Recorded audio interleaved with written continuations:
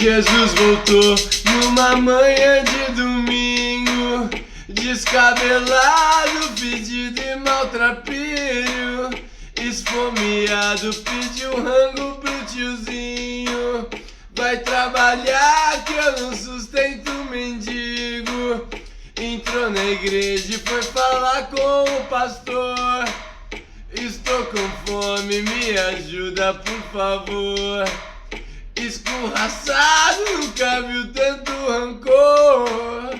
Sai Satanás da casa do Senhor.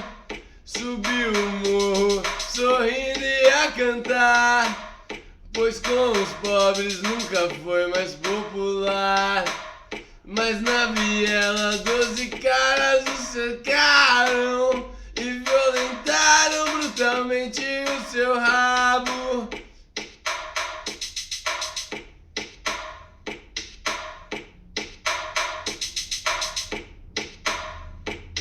Cortaram sua garganta e largaram o seu corpo, sangue sagrado escorrendo pro esgoto.